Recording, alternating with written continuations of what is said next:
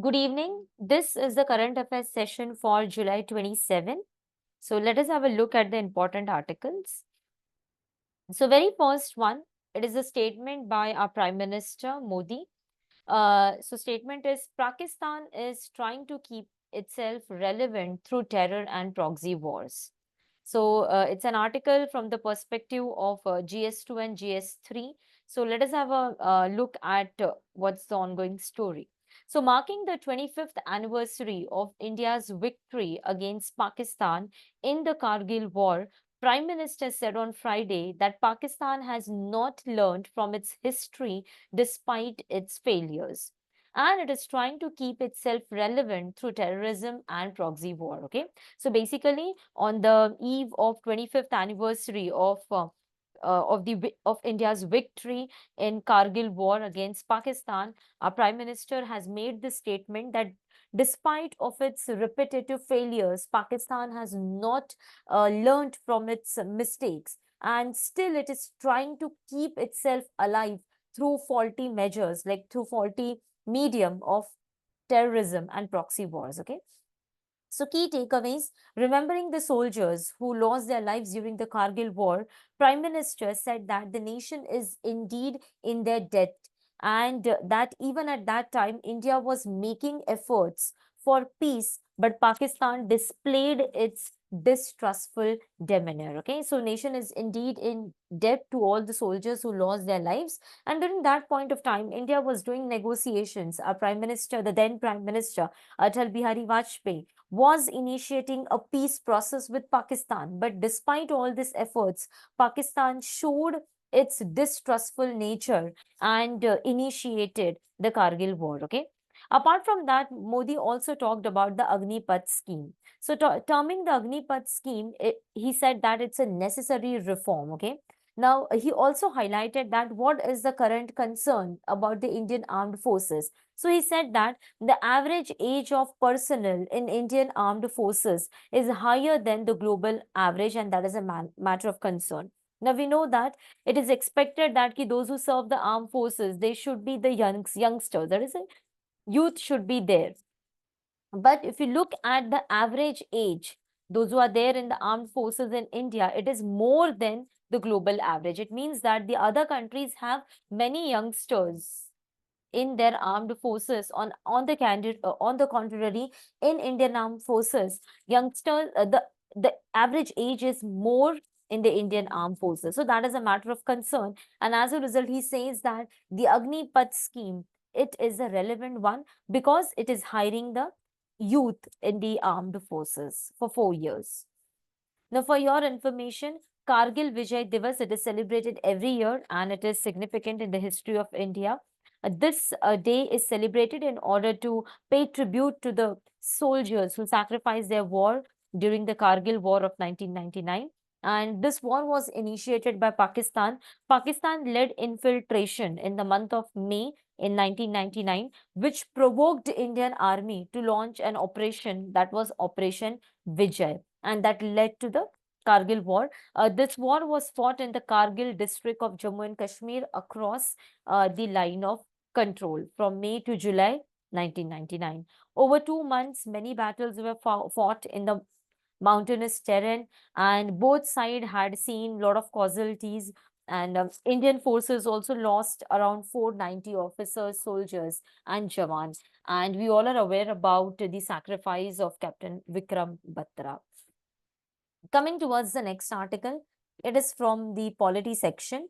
Private bills in the house. Okay, so in the ongoing monsoon season, in the ongoing monsoon session of the Indian Parliament, bills are being placed, and we see that many private bills have been introduced in the Parliament. Okay, so which are these private bills? So from reservation for the socially disadvantaged in the private sector to keeping 10 seats in Lok Sabha, those who are under 35, and special package for Dalits and backward communities in Bihar. So these are number of bills which are the important private member bills. Okay, so let's have an understanding of the key takeaways. So Congress MP Shashi Tharoor, he introduced three bills. The first one, demanding the constitution of High Court bench in Thiruvananthapuram, that is in Kerala. So he said that there should be a High Court bench in Thiruvananthapuram. Then he has demanded for 1% reservation for transgender across all the categories in government establishment, including educational institutions. And the third and the important bill is reservation of 10 seats in Lok Sabha for the youth. So he has said that in Lok Sabha, 10 seats should be reserved for those MPs who are under 35 years. That is for the youth. Okay. So these are the three important bills by Shashi Tharoor. Then when we talk about Bihar, now already in the union budget, a special financial package is being given to Bihar.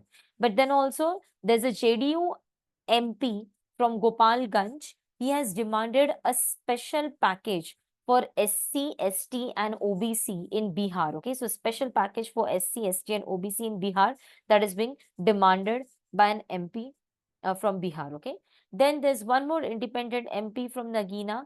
The name of the MP is Chandrasekhar Azad. He has introduced a bill to grant reservation to SC, ST, OBC in private sector. Okay, so job reservation to SC, ST and OBC even in the private sector. So these are the few important private sector bills. Now let us try to understand what do you mean by a private, sorry, not private sector, these are private member bills. So let us try to understand what do you mean by a private member and private member bill, okay? So basically an MP who is not a minister is a private member, okay? So we have MPs in Lok Sabha and the member, MP means member of parliament, Lok Sabha and Rajya Sabha. So we can have ministers from Lok Sabha, we can have ministers from Rajya Sabha. Apart from the ministers, whomsoever is an MP, that person is considered to be a private member. Okay, so please remember, private member is basically an MP who is not a minister. Okay, basically both private member and the ministers, they can take part in the law making process.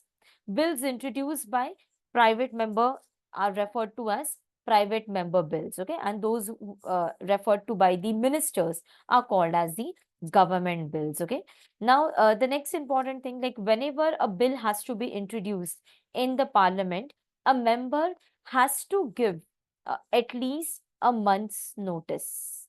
Okay, at least a month's notice has to be given before the introduction of the bill. So this notice is given to the secretariat. So there is a secretariat for Lok Sabha, there is a secretariat for Rajya Sabha. Okay, so before the bill is to be introduced in the parliament, the bill has to be given to this secretariat. If it is Lok Sabha, it will go to the Lok Sabha secretariat. If it is Rajya Sabha, then it will go to the Rajya Sabha secretariat. Okay, at least a month prior. Now, why this bill has to be submitted? So that the bill would be verified whether the bill is compliant with the constitutional provisions. Okay, whether the bill follows the rules and regulations. So that is primarily being checked. Okay, now one more thing which we need to remember, that government bills can be introduced and discussed on any day. So from Monday to Friday we have parliamentary sessions during the month of the session. So we have 3 sessions: BMW, budget, monsoon and winter session. Okay, now during this session period, government member bills or the government bills can be discussed on any day. Okay, but private member bill can be discussed and introduced only on Friday. So please, we need to remember this: private member bills only on Friday, right? So this is an important one. Now, if you talk about the history of private member legislation, okay, so hardly 14 private member bills till date have been passed. Okay, so why this is the scene? So basically government bills are the bills which are introduced by the government, and since government enjoys the majority, definitely government bills are easily passed. Okay, now private member bills are usually the bills which are introduced by the oppositions and all. So these bills since they do not enjoy the majority, are very difficult to pass. So till date, only 14 of the private member bills have been passed and become act. Okay, so that is very important. 6 of them became law in 1956. Okay, so 6 of them. So out of the 14, 6 of them, they became laws in 1956, and the last one, the 14th one, which was passed and that became a law, was in 1970. So just imagine, from 1970 to 2024, not a single private member bill is passed in the Indian Parliament. Okay, so that we need to remember. Okay, so there was an MCQ also on this context. Let us try to understand. It came in 2017. So with reference to the Parliament of India, consider the following statements. So the very first one, a private member bill is a bill presented by MP who is not elected but only nominated by the President of India. So this is a false statement, as we have understood that private member bill is the bill presented by a private member who is an MP but not a minister. Okay, so except minister, whomsoever is an MP is a private member. So this is a false statement. The second statement, recently a private member bill has been passed for the first time in Indian history, false. Okay.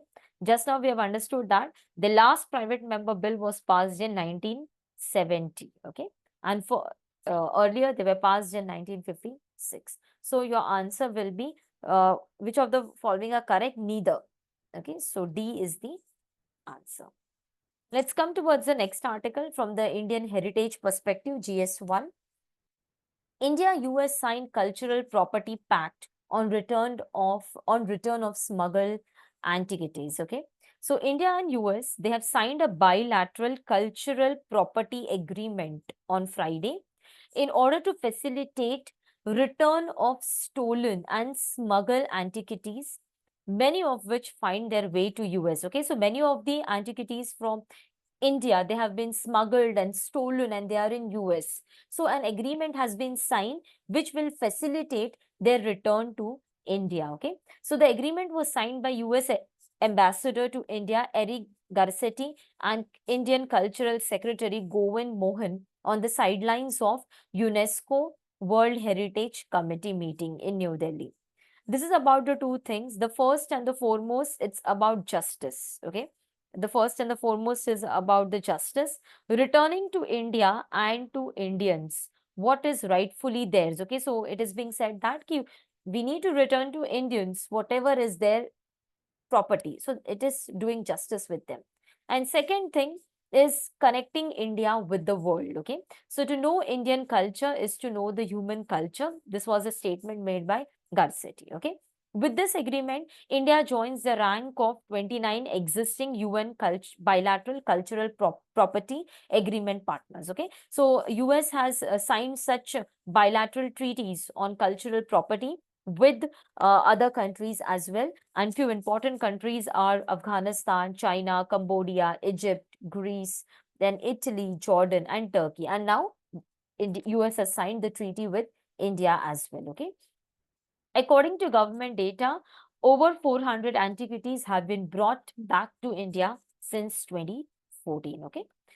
Now this particular thing, it is under the UNESCO's convention. So there is a 1970 ka UNESCO ka convention with which enjoins upon all the signatories to voluntarily return all the artifacts that have either been taken there due to the colonial plunder or post-colonial colonial misappropriation through smuggling, theft, or other means. Okay, so there's a UNESCO convention that whatever antiquities you have taken from a particular country during the time of colonial period, that has to be written, and even after colonial period, like even the colony is free, but whatever items are smuggled or robbed, that has to be written. Okay, so this is an important thing. Let's come towards the next article. Charaidio Moidam, burial mounds of Ahom royalty, they are now included in UNESCO's World Heritage Site. Okay, so Moidam, again, this is an article from GS paper 1 in Indian heritage, okay? So Charaideo Moidams, Moidam, it's in eastern Assam. It's a 700-year-old mound burial system of the Ahom dynasty. So like you have pyramids in Egypt, okay? So in the similar manner, here there are big, big mounds, and here in the mounds, the dead bodies are buried, okay? So these are of the Ahom dynasty that ruled in the state of Assam, okay? So you need to remember that these Charaideo Moidams, they have been included in the UNESCO's World Heritage list, and this has become the first cultural site from Northeast, okay? So it's the first cultural site from the Northeast to make its place to the list, okay? So this particular site is located in the foothills of the Patkai range in Assam, and it contains a royal necropolis of the Thai Ahom dynasty. So 90 such moidams are there. So these are hollow vault built of bricks and stone of different sizes, and inside that the bodies are being buried, okay? So that is a significant. There's an image as well. So this is the moidam, and here inside this the body is being buried, okay? And depending upon the family, the size of the moidam varies, okay? So moidam, a mound of earth which is raised over a grave of Ahom royalty and aristocracy in Assam. It contains moidams of royals and other so Charaido is the place where you find the moidams of the royal family. And there are other places where you find the moidams of the other aristocrats and chief. But if you look at the royal family, specifically at Charaidio, okay, and others, that is aristocrats, nobility, chiefs, their moidams are located in the other places, that is between Jorhat and Dibrugarh, okay. Ahom queens and kings and queens were buried inside these moidams. So they were buried in this, and the height is indicative of the power and stature of the person buried. So jitna bada grandiose structure, that represents that the person was an important one, okay? The word Charaidio, it has been derived from three Thai Ahom words. Chi, Rai, Doi. Chi means a city or town, Rai means to shine, and Doi means heal, okay? So in short, this Charaidio means shining town situated on the hilltop, okay? Now, these Ahoms, they shifted their capital multiple times, but Charaidio is considered to be their first capital city, which was established in 1253 AD by the king Sukafa. Okay, so throughout the Ahom rule, this particular site, it remained a very important symbolic and a ritualistic center. Okay, so this is all the other important things. Now, apart from this, even there is a site from Palestine. Now, we all know that the conflict is going on in Gaza, but World Heritage Committee on Friday decided to include Palestinian site of the monastery of Saint Hilarion, Tel Amir, in the UNESCO's World Heritage Site. So, along with Charaidio from Assam, aside from Palestine, the monastery of Saint Hilarion, even this has been included in the UNESCO's World Heritage list. Okay. Let's come towards the next article. Cheaper cancer drugs. So GS2, GS3, issues related to health and Indian economy. So in the budget speech on Tuesday, Finance Minister Nirmala Sitharaman announced that the custom duty exemption on the three targeted cancer drugs. Okay, so there are three important targeted cancer drugs. So custom duties will be exempted. Earlier, the custom duties on these three target drugs were 10%. Now, completely exempted. That is zero, no custom duty, so that the price of these drugs would be reduced. Okay, so there are three drugs, trastuzumab, this one, TD, then osimertinib, and durvalumab. Okay, so these are the three drugs, targeted drugs used for the treatment of cancer, and custom duty is being exempted from these three drugs. Okay, so when we talk about the targeted cancer drugs, these are such drugs which are targeted to attack only on cancer cells without affecting the normal cells. Okay, so targeted, they will be specifically targeting the cancer cells. Okay, so they target specific genetic changes in the cancer cells that help the cancer cells to grow, divide, and spread. So they target only those cancer cells. Okay, now these drugs, they have better outcomes. Why better outcomes? Because they do not affect the healthy cells. Okay, if you look at the traditional chemotherapy, they basically indiscriminately target all the cells. So even healthy cells are destroyed in the traditional chemotherapy process. Okay, but when we talk about these targeted cancer drugs, healthy cells are left undisturbed. Okay, so the details of the drugs are given, which is not that important, but yes. So TD, the very first drug, is an antibody drug. Okay, so it is used to treat any cancer with that has metastasis, or it cannot be operated on. So such type of cancers where they are at the end stage and you cannot operate them. So to deal with such tumors, this particular drug is being given. Okay, then the second one, osimertinib.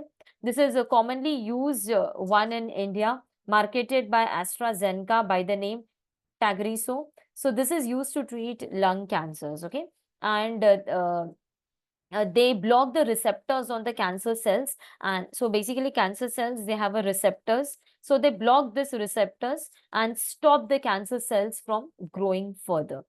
Then the third drug is durvalumab, this one, and this particular is used for the treatment of variety of tumors, lung cancer, bladder cancer, liver cancer. Okay, and basically it allows they are this particular proteins, PD-L1 proteins, they are present on the surface of the cancer cells, and they help them to immune the escape the immune system. So they are not being detected by the immune system. Now this particular drug will help the immune system to recognize this particular protein, so that the immune system can react and destroy the cancer cell. Okay, so this indeed, the decision of exempting the custom duty will definitely help to reduce the financial burden on the cancer patients and their families. Okay, if you look at the number of cancer cases are rising in India.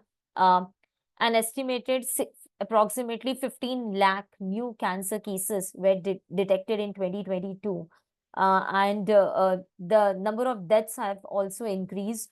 If you look at the incidences of cancer, it's higher among women. So 103.6 per 1 lakh population in 2020 compared to 94.1 among men. Okay, so women are at the higher risk of getting cancer. And the most common cancers, if you talk about, are the lung cancer, mouth cancer, tongue cancer, stomach. For women, if you talk about breast cancer, cervical cancer, these are at the high risk. Okay, and according to ICMR research, 1 in 9 Indians will develop cancer during their lifetime. Okay, if you look at the genetic code of India, the research has been done, and that says that there are high chances of increasing cancers in future in India. Okay, so this data is very important. If there is a mains question, this could be used for writing an answer. Okay.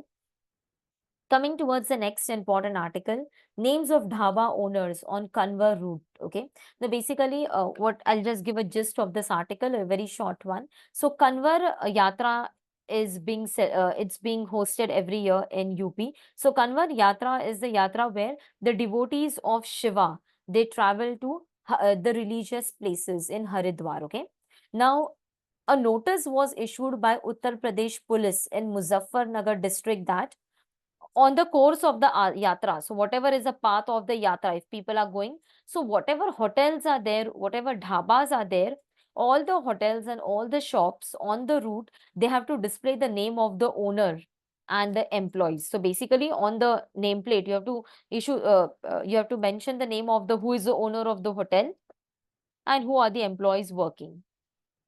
No, this is a discriminatory thing. Now, what is the logic behind this? So basically, the yatra is undertaken by the Shiva devotees, and it is being said that while they are on their yatra, they will not eat from the hotels or the dhabas which are owned by Muslims or Dalits. So for that, from that perspective, they have the notice has been issued that the dhaba owner and their employees' name has to be displayed. Okay.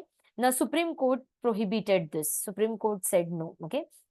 So bench of justice Rishikesh Roy and Bhatti said that ki no government order empowering the police to give the this particular direction in this case. So the justices said that ki as such government did not issue any order. Police by themselves has issued this notice. Okay, and the bench observed that ki such direction could be issued under Food Safety and Standard Act 2006 or Street Vendors Act to ensure Shuddha Shakahari, strictly vegetarian food is being served to Kanwar Yatri. So Justice the Supreme Court bench said that ki police have no government did not issue any order. So police cannot issue this order by themselves. And second thing, if you want to issue this order, so this could have been issued by the Food Safety and under the Food Safety and Standard Act or under the Street Vendor Act, so that you can ensure that ki only pure veg food is being served to the Kanwar Yatris. Okay. But the Supreme Court argued that ki this particular act, this particular notice, it is against the article number 15, clause 1. So article number 15 clause 1, it prohibits discrimination. Okay. Discrimination in the name of race, religion. Okay. So that is being prohibited. So this particular notice, it violates article number 15(1). Okay. And this particular notice, it supported the practice of untouchability, which is banned under article number 17. Okay. So it said that you are causing an economic boycott of the establishment that hire people from Muslims and Dalit background. So that was being mentioned in the judgment. The Supreme Court took a suo motu cognizance, suo motu, that is by themselves. They took the cognizance of the incident and held that any action taken by the public authority entrusted with the statutory power included under section 144 must be tested on two grounds. Okay, the first one, whether the action was within the scope of the authority conferred by the law. Okay, so whether whatever action is being taken, it is within the confines of the power, within the it was like within the law, within the premises of the law, you are taking an action. So that is, does the law give the public authority the power to take action in question? So that is the first thing which Supreme Court verified. And the second thing, Supreme Court looked at that ki even though public authority has the right, has the power to take an action, was that action reasonable? कि भले आपके पास अधिकार है, आप action लो, पर क्या वो action fair है? Is the action fair and reasonable? So even that has to be tested. So if you look at this particular notice, it is strictly, it goes against the fundamental rights, article number 15, and even it is promoting the practice of untouchability. So definitely this is not in sync. Apart from that, this also violates the right to privacy under article number 21, because you are telling them to display the names of the employees. So this is against the right to privacy. Okay. So article number 15(1) of the Constitution states that the state shall not discriminate against any citizen on the grounds of religion, race, caste, sex, and place of birth, or any of them. Okay. Court will have to determine whether asking individuals to reveal their name and possibly their religious and caste identity discriminates against shop owners and employees based on their identity. Okay. So definitely court has already said that this is against the right to privacy. Justice Chandrachud, he has also established a threefold test to determine whether the government can take action to restrict the right to privacy. Okay. So the first thing, there must be a law in existence. So there should be a law. If you want to restrict any activity, there should be a law. Second thing, there should be a legitimate state aim. Okay, so there should be a legal, there should be some logical state aim. ऐसे arbitrarily you should not take any action. And the third thing, it should not be disproportionate, or that is, it should not be a discriminatory one. So these are the three things that you have to take into consideration while imposing any restrictions. Okay, so that's it for today. That is 27th of July. Thank you.